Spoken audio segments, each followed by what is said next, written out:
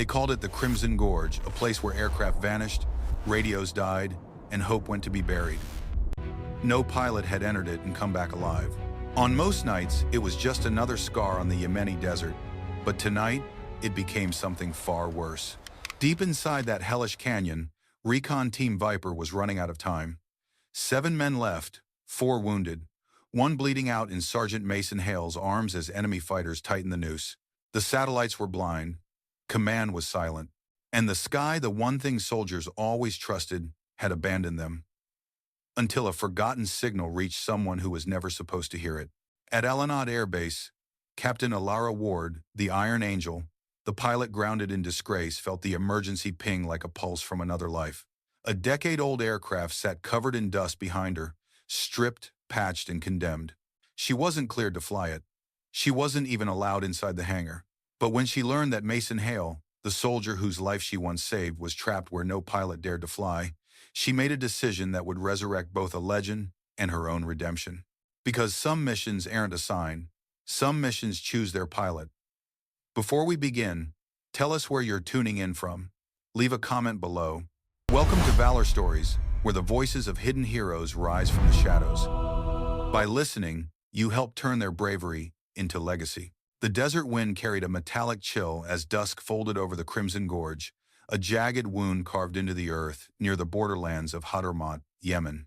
The canyon had devoured aircraft before scouts, drones, even 2 gunships earning its place on every pilot's blacklist.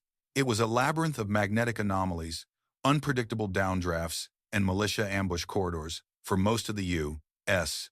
military, it was a no-fly zone. But on this night, a small American Special Operations Unit, Recon Team Viper, was trapped there, and the gorge had begun closing in like a fist. Sergeant Mason Hale pressed his back against the shale wall, feeling the vibration of distant rotor blades that never seemed to come closer. Dust clung to the sweat on his face as he checked the ammo count on his last magazine. 7 men left in his team, 4 wounded, 1 dying. Radio scrambled, satellites blind, time running out. "Eyes up," Mason whispered to Corporal Ruiz. "They're repositioning." Ruiz nodded, tightening his grip on his carbine. In the faint glow from the canyon ceiling, Mason could see the fatigue carved into the corporal's jaw. They'd been out here for 27 hours, ambushed during what was supposed to be a simple overwatch mission near a suspected weapons convoy. But the enemy had been waiting, well-prepared and well-supplied. Too well. And that scared Mason more than the 1,000-foot rock walls towering over them. A burst of gunfire echoed from above, spraying sparks along the rock. The team ducked, dragging the wounded further under a natural outcropping. Mason tapped his comms again. All he heard was static. Somewhere far away, command was trying to reach them maybe. Or maybe they'd already given up hope. Down in the gorge, hope was in short supply. At Elara Air Base, miles away from the chaos, Captain Elara Ward walked across the cold concrete of Hangar C, her boots echoing under the arc of industrial lighting. The year-old dust on the maintenance floor still carried the scent of hydraulic fluid and baked metal, a smell she once called home. Her eyes drifted to the silhouette of her old Warthog, A-10 No, 728 parked in the far corner under a tarp that sagged like an old war veteran's shoulders. A decade ago, she'd flown missions across the Middle East, forging a reputation as a pilot who could control chaos in the sky. The Iron Angel, they called her. But after an operation went sideways, an intelligence failure that cost innocent lives, she was grounded. Permanently. She wasn't supposed to be in this hangar. But when she heard the faint emergency ping from Recon Team Viper, an encoded format she hadn't heard in years, Elara's pulse quickened. Mason Hale had once been under her air cover in Kandahar. She remembered his voice, steady even under fire. And now he was somewhere inside that hellish canyon, with no aircraft able to reach him. She walked toward the tarp and pulled it back, revealing faded shark teeth painted along the gun nose. The titanium skin was dusty, a few panels missing, the right wing patched from an incident years earlier. But the GAU-8 rotary cannon gleamed, as if waiting for one more fight. "You're not cleared for flight, Captain," a voice echoed behind her. Colonel Reeves stood there, arms crossed, disappointment etched across his expression. He had been her commanding officer for nearly 4 years, and though he respected her skill, He never fully trusted her judgment after the failed op that ended her career in the sky. I know, Elara replied calmly, but Viper is pinned and losing men. No one's volunteering for that canyon. No one is allowed to volunteer. The winds alone, sir, she cut in softly. I can do it. Reeves exhaled through his teeth. You haven't flown combat in 2 years, and I haven't forgotten how, she answered, voice low but unwavering. You know damn well there's no aircraft on this base, or any pilot better suited for ground support in tight terrain. Silence stretched between them. The hangar lights hummed overhead. Reeves finally shook his head. This isn't your fight anymore, Elara? She glanced back at the Warthog. Maybe it was never about the fight, she thought. Maybe it was about redemption. Permission denied, Reeves said firmly before leaving. But as the hangar door closed behind him, she whispered to herself, that wasn't a request. Back in the canyon, Mason listened as the incoming fire slowed. The militia fighters were adjusting positions for nightfall. That meant heavier fire, closer quarters. No air support was coming. No reinforcements. The gorge had become an open grave waiting for occupants. He knelt beside Private O'Hara, who was pale and breathing shallowly. Mason placed a hand over the young soldier's chest plate. Hang on, kid, he murmured. We're getting out of here. One way or another. You always say that, Sarge, O'Hara whispered. And always right, Mason shot back with a grin he didn't feel. Above them, the canyon sky darkened. The stars flickered far too peacefully for the chaos below. Mason checked his watch. If no help came in the next hour, they'd have to make a break for it. A near-suicidal run across open rock while under fire. He gritted his teeth. We move at 2030, he told Ruiz. Ruiz shook his head. That's not a plan, boss. That's a prayer. Yeah, Mason replied. But it's a start. At 1,924 hours, the engines of A-10C, no, 728 rumbled to life for the first time in 2 years. Elara sat in the cockpit, her gloved fingers dancing over the worn instrumentation. Many systems were outdated, a few unreliable, but the essentials responded like loyal old friends. A crew chief sprinted toward her, waving frantically. Captain Ward, this aircraft is grounded. You can't, Elara lowered her visor. Watch me. With a thunderous roar, the Warthog lurched forward, rolling out of the hangar and onto the taxiway. Notifications exploded across the tower frequency, demanding she abort. She flicked the comm switch off. This wasn't a sanctioned mission. This was a rescue. And if she was lucky, it would also be her redemption. As she accelerated down the runway, the desert night trembled under the power of the twin turbofans. She lifted off cleanly, banking toward the dark outline of the Crimson Gorge. Hold on, Viper, she whispered. The sky hasn't forgotten you. And then she dove toward the canyon into the place every sane pilot feared toward the men praying for a miracle. A miracle named Captain Elara Ward.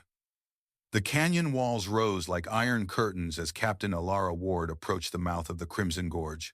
Down below, the shadows pooled thick and deceptive, concealing jagged formations sharp enough to shear metal. Elara steadied her breathing. Every instinct told her to pull away. Every memory told her she couldn't. She dipped altitude, letting the belly of the A-10 skim dangerously close to the upper ridgeline. Turbulence jolted the frame. Warning lights flickered like nervous heartbeats. But Elara stayed focused, her hands firm yet gentle on the throttle, like she was taming a beast that had been caged too long. Come on, girl, she murmured to her Warthog. You were born for the ugly places. The gorge entrance yawned open beneath her, and she dove in. Down in the canyon, Mason Hale felt the ground tremble. At first, he assumed it was another incoming mortar, but the vibration was wrong, too steady, too rhythmic. Ruiz looked up. Sarge, you hear that? The men paused, listening. The sound grew louder, a low, distinct growl. One Mason hadn't heard in years. No freaking way, Ruiz whispered. Mason's breath caught as he recognized it. The unmistakable thunder of twin General Electric TF-34 engines. It can't be, he muttered. But then he saw it, two faint strobes slicing through the canyon shadows. Slow, heavy, controlled. The kind of flight no drone or fast mover could pull off. Ruiz's eyes widened. Is that an A-10? Before Mason could answer, the gunmetal silhouette broke through the haze above them, banking so low the GAU-8 cannon almost scraped the canyon wall. Every man in Viper went still, because no one should have been able to fly a Warthog inside the Crimson Gorge, yet here she was. Elara felt the belly of the canyon constrict as she entered the narrowest section known as Shaitan's Gate. Turbulent winds shoved at the wings. The instruments danced wildly, struggling against magnetic distortions. A red alert blinked. Terrain warning, impact imminent. She silenced it with a tap. Not today. The canyon tightened again, forcing her to bank sharply left, then torque right in a maneuver that would have snapped the wings of most aircraft. Every second required instinct more than instruments. She flew by feel, by touch, by the memory of who she used to be. Then came the radio crackle. Any aircraft in the vicinity of Crimson Gorge. This is Recon Team Viper, Grid Delta 4. We are pinned and taking heavy fire. The voice was strained, fading in and out. Mason. She would have recognized it in a lifetime. Elara toggled the mic. Viper, this is Iron Angel, 1 minute out. Silence. Then Ruiz's voice came through, incredulous, disbelieving. Angel? As in the angel? Elara smirked. Unless someone else stole my call sign. A shout exploded over the radio. Enemy fighters had spotted movement and were repositioning. The militia must have also heard her engines echoing off the canyon and realized a gunship was inbound. Viper, mark your location, she ordered. Before Mason could respond, automatic fire erupted overhead in a deadly crossfire. Tracer rounds zipped past their shelter, carving streaks of red fire through the dark. Elara caught it instantly. I see them. Her hand slid onto the trigger control. A cold calm washed over her. Mason watched the A-10 twist through the canyon like a specter, impossibly agile for its size. Then the cannon spun up with a mechanical snarl that every soldier recognized in their bones. BRRRRRT. A burst of tungsten rained down like divine wrath. Entire ledges evaporated. Enemy firing points disappeared in an instant. The echo rolled through the gorge like thunder trapped in stone halls. Viper team erupted in cheers. Even the wounded stirred at the sound. Mason exhaled shakily. Angel, you magnificent maniac. Ruiz laughed. She's gonna get court-martialed. She's gonna save our asses first. Above them, Elara made another tight turn, the canyon walls rushing past her canopy. Her pulse hammered, but her mind was serene, an ocean in a storm. She had not felt this alive in years. Viper, status? She called. 7 combat effective, 4 wounded, 1 critical, Mason replied. Enemy forces closing from the North Ridge, multiple rocket teams. I'm on it. She rolled the Warthog sideways, flying almost perpendicular to the canyon floor. Alarms flared again, altitude indicators screaming. She ignored them, aligning her shot through a sliver of open sky between 2 rock slabs. Perfect. BRRRRT. The GAU-8 shredded the ridge, sending fighters scattering. Elara pulled up barely 10 feet from a protruding stone outcrop. Her cockpit shook violently. A piece of debris slammed into her right fuselage. Another warning light started blinking.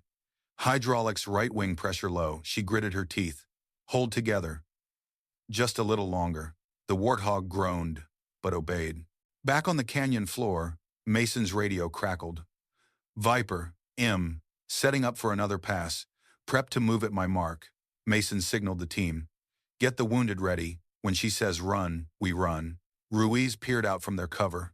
Think she can keep flying like that? Mason wasn't sure. The aircraft looked battered. The canyon was unforgiving. And Elara was pushing limits that even the A-10 wasn't designed for. But he knew something else too. Captain Elara Ward didn't turn back. Not when lives depended on her. Up above, enemy fighters were reorganizing, smart, disciplined. They dragged out crates of Chinese-made man-pads, positioning them along 3 different ridgelines. Elara registered the infrared signatures instantly. Missile teams detected, she said. 3 of them. Mason's voice returned, tense. We see them too. They're boxing us in. Elara took a slow breath. Then let's break the box. She throttled forward, dropping to less than 50 feet above the canyon floor, flying lower than some helicopters dared. She needed the missile lock to engage early. Then she could drag them away from Viper Team and toward a wider section of the gorge. Her radar blared. Missile locked multiple sources. A shrill warning screamed through the cockpit, but her voice was steady. Come on! Come on! A plume of fire erupted as the first missile launched. Then another. And another. 3 snake-like trails of smoke spiraled toward her. Mason shouted over the radio, "Angel, brake left." But Elara didn't brake. She needed every missile aimed at her and not at the men on the ground. At the last possible second, she yanked the stick hard, scraping the canyon wall in a maneuver that should have torn the wings clean off. The missiles chased her into the narrowing gorge. Mason watched in horror. "Angel, pull up, pull up."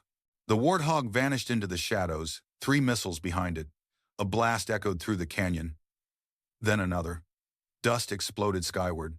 Viper Team held their breath, and then A-shape emerged from the smoke. Wings battered but steady, engines howling like a resurrected beast. Rui's jaw dropped. No way! She outran them. Mason felt something loosen in his chest. Hope. Elara's voice came through the radio, breathless but fierce. "Viper, prepare to move." "I'm not done yet." She climbed, circling for another pass. She had cheated death, but the canyon wasn't finished with her, not by a long shot. The moon had climbed higher above the Crimson Gorge, turning its jagged walls into silver blades. Dust from the missile impacts still drifted through the canyon like soft, eerie fog. Recon Team Viper stood frozen, not in fear, but in disbelief, watching the silhouette of Captain Elara Ward's. A-10 cut through the haze. Mason Hale lowered his binoculars slowly. "She's alive," he whispered. Ruiz let out a shaky laugh. "I'm starting to think she's bulletproof." "She's not," Mason replied quietly, "but she flies like she is." Above them, Elara leveled out, feeling the tremors in her aircraft. The Warthog had taken hits several. A warning panel flashed on her left. "Fuel integrity, port wing low hydraulic system, B unstable engine temperature rising." She wiped sweat from her brow. "Not helpful," she muttered. But she had one advantage. The enemy thought she should have been dead. That meant they'd rush their next move, and rushed fighters made mistakes. She would exploit every last one. Below, the militia fighters reorganized on the canyon ridges. They were disciplined, better armed than any local insurgent group Mason had ever seen. Their night vision optics glinted faint green as they moved. These weren't amateurs, they were trained, well-equipped, possibly foreign-backed. Ruiz pointed toward the east ridge.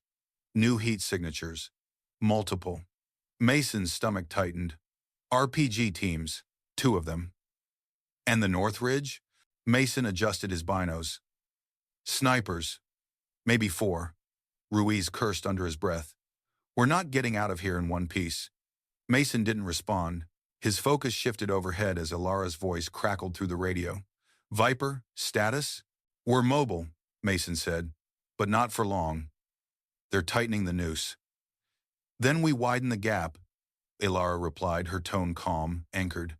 "Get ready to move on my next run." Her confidence, even through static and chaos, steadied his nerves. She sounded like someone reborn, like someone who'd found purpose again inside a place meant to destroy her. Elara nudged the stick, pulling the A-10 into a steep climb that scraped the upper canyon edges. She needed altitude to make her next move, something with enough punch to peel back the enemy's defenses and buy Viper Team precious minutes.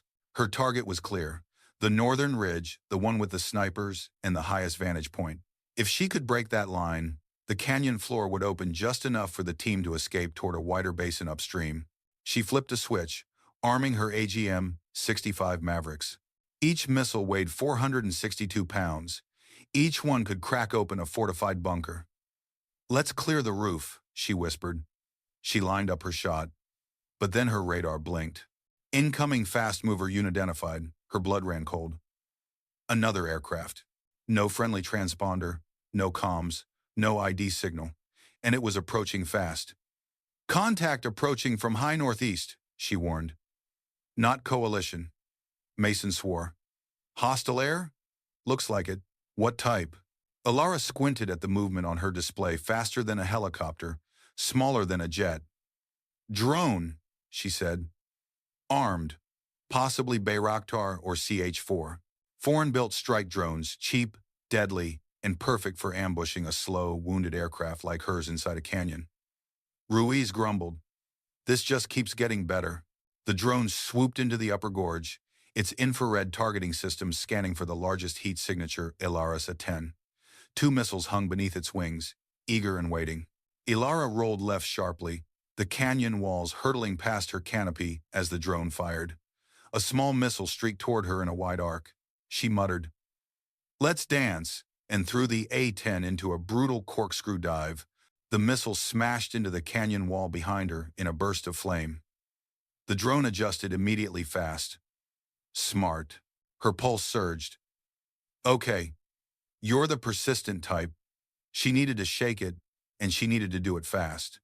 Meanwhile, Mason gathered his team. Move the wounded first. Stay low. When Angel clears the ridge, we push for the basin. Ruiz nodded, tightening straps on his gear. Assuming she wins her sky duel. Mason looked at him sharply. She will. He didn't say it because of blind optimism. He said it because he'd seen something in her voice, a steel forged from old wounds and revived purpose. Elara rocketed through the canyon, using every twist of the terrain as cover. The drone fired again. Another missile shrieked past, missing by inches and detonating against a rock spire. Her fuel gauge blinked. Her right engine coughed, her hydraulics sagged, and still she pressed on. Not today, she growled. She swung the A-10 near a narrow stone pillar jutting from the canyon floor. The drone tightened its chase, adjusting its position perfectly, which was exactly what she needed. She flipped the aircraft belly up, flying inverted in one of the tightest sections of the gorge. The drone followed too closely.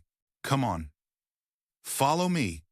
She leveled out at the last second, but the drone clipped the pillar, shattering its left wing. It spiraled, out of control, smashing into the canyon roof in a violent burst of fire. Elara exhaled in relief. Target neutralized. Ruiz whooped over the radio. Angel, you are insane. She grinned. Only on weekends. But the victory was short-lived, because Shed burned precious fuel to evade the drone, and now her left engine's temperature was spiking dangerously. Her aircraft wouldn't survive another prolonged engagement. She needed to make her next attack count. Elara returned to altitude and lined up a shot on the northern ridge. She steadied her breathing. Maverick, show me something beautiful. She fired. The missile streaked through the canyon like a streak of white lightning, slamming into the ridge with a deafening explosion. Rocks shattered. Enemy fighters were thrown from their positions. Before dust settled, Elara fired her second Maverick.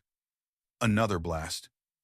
The entire northern firing line collapsed, clearing a path toward the basin. Viper, move now, she roared. Go! Go! Mason didn't hesitate. Team Viper, move. They sprinted, carrying wounded, scrambling over debris, their boots hammering the canyon floor. Above them, Elara circled, providing suppressive fire from her GAU, 8 short bursts meant to keep enemy heads down while the team advanced. But with every pass, the A-10 shuddered more violently.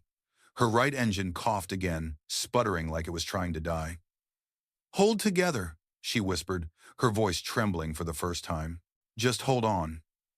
She looked toward the basin, the only place where a helicopter extraction could occur. Shed done it. Shed opened the path. But the canyon winds shifted hard and sudden. Her wing dipped.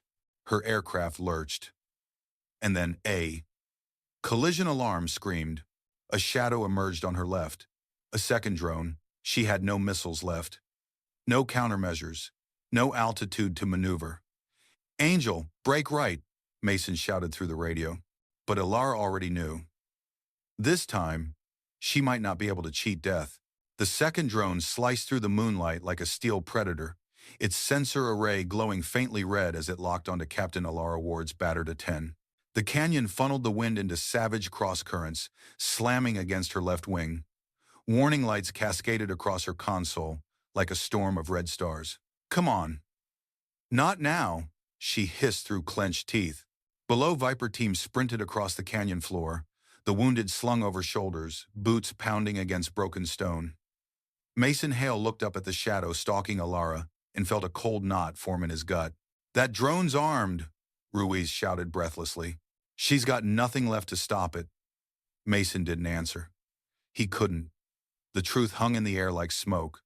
Elara was out of weapons, out of fuel, out of time, but she wasn't out of courage. The drone swooped lower, adjusting its angle with eerie mechanical precision. Elara rolled hard right, scraping her wingtip against the canyon wall in a shower of sparks. The Warthog groaned like a wounded beast. Her altimeter screamed, 40 feet, 3529.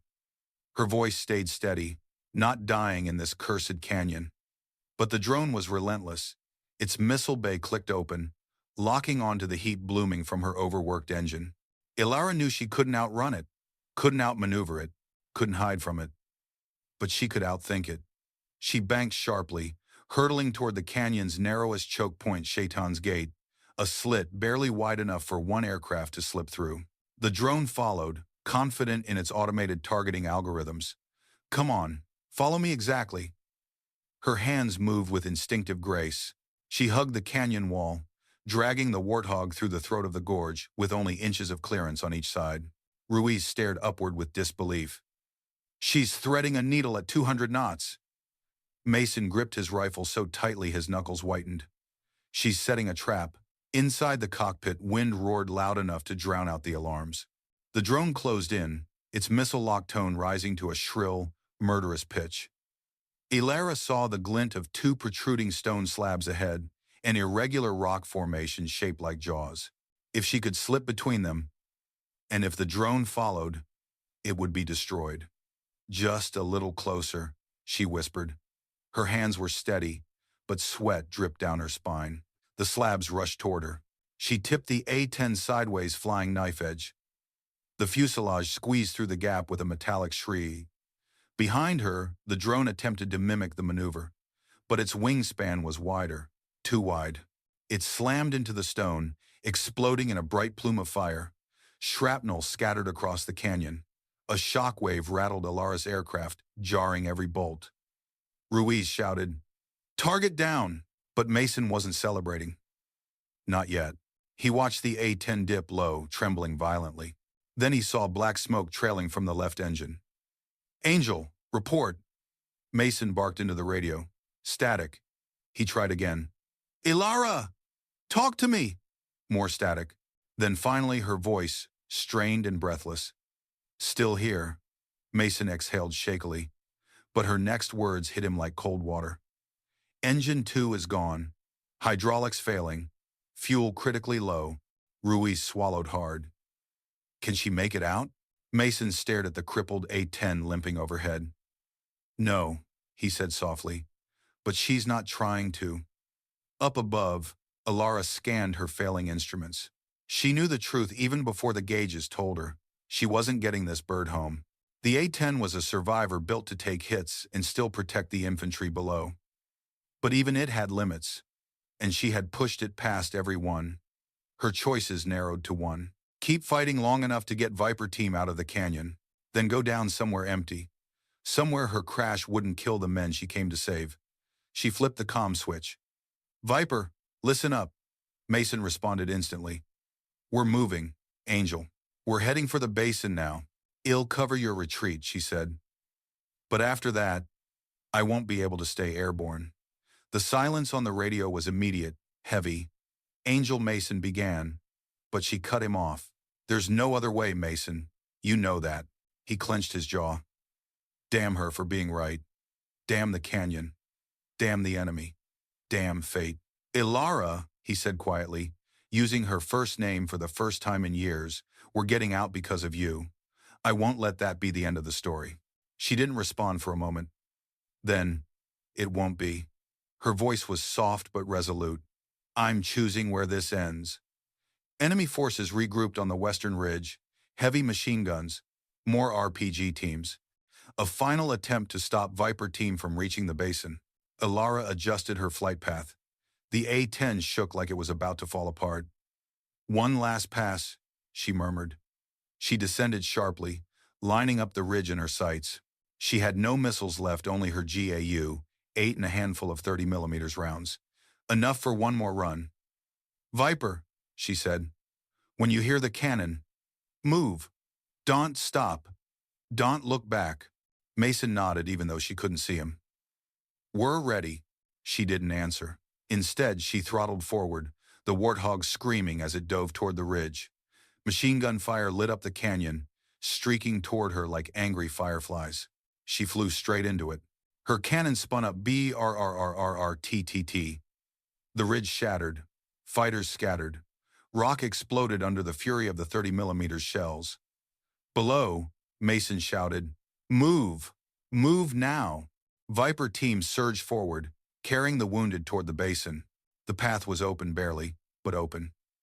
Elara pulled up, struggling to gain altitude. Warning alarms blared at full volume. Engine 1 temperature critical hydraulics total failure imminent control authority limited. Her aircraft was dying. So she climbed as far as it would take her, trying to reach a flat stretch of canyon ahead, one last place to set down safely. "Angel," Mason called, breath ragged. "What's your status?" Elara looked out over the fractured landscape. "Not great," she said with a tired smile he couldn't see. "But I'll make it far enough." Her voice wavered for the first time. "Mason, get your team home. That's an order." He tried to respond, but his words broke in his throat. And then the left engine coughed once, twice, and died. The A-10 dipped forward. Alarms screamed. Stone walls rushed up toward her. Elara drew one final breath, and the canyon swallowed her aircraft from sight. The storm over the Badlands finally began to break. Dawn pushed a pale silver glow across the jagged horizon, illuminating the scattered remnants of the night's chaos. Smoke drifted upward in wandering ribbons, carrying with it the metallic scent of gunfire, torn earth, and the memory of every impossible decision made in the last 12 hours. Major Elara Quinn sat on the back of a medical truck, her boots dangling above the dirt. A blanket clung loosely to her shoulders, but she barely felt the cold. Her eyes were fixed on the sky, soft, open, no longer an enemy. She had always looked upward for answers. But now, with Emerson lying sedated nearby and Bravo team resting in a safe zone, she realized the answers had finally come from within. A medic approached. "You should lie down, Major. You inhaled too much smoke. And your ribs, well, you know." Elara offered that small, familiar half-smile. "I've had worse landings." The medic shook his head but didn't argue. Everyone on this base knew better than to pretend they understood what she had just survived. The canyon had nearly shredded her A-10. The missile barrage had almost torn her from the sky, and her own fear buried for years had nearly grounded her before she even launched. Yet, she had done it. She had crashed, crawled, fought, flown, and saved people who never even expected a miracle. Her survival was a story no field report could ever fully capture, a return through the smoke. When Colonel Maddox emerged from the command tent, his expression was hard to read, not anger, not relief, but something deeply human. He paused near Elara, clearing his throat. "You disobeyed direct orders," he began. "I know," Elara replied. "You stole an aircraft. I borrowed it. You crashed it. Technically," she said, "it landed vertically." Maddox stared at her for a long, silent moment. And then, in one of the rarest acts anyone in the Badlands had ever witnessed, he lowered himself to sit beside her. "That canyon kills pilots," he said quietly.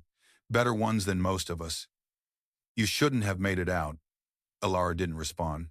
She had replayed the flight in her head 100 times, already the narrow cuts through the rock walls, the tremors of the engines, Emerson's desperate voice crackling through static. Every flash, every maneuver, every decision had demanded more from her than she thought she had left. But it was worth everything. "You saved them," Maddox continued. "All of them." Elara turned her eyes toward the rising sun. "They saved each other. I just refused to let the sky take more than it already had." The warrior who refused to stay grounded nearby. Bravo team's members gathered around Corporal Jackson Rivers, the young soldier Elara had dragged through the canyon firestorm. His wounds were severe, but he was alive. When he opened his eyes and spotted Elara from across the landing zone, his voice cracked. "Mom, you came back for us." Elara shook her head gently. "You never leave your people." "But you didn't even know me," he whispered. "That doesn't matter," she said. standing to approach him. "You're one of ours, that's enough." For the first time, Jackson smiled, small, fragile, but real. It was the kind of moment that stitched soldiers back together in places no medic could reach. Ghost of the Badlands.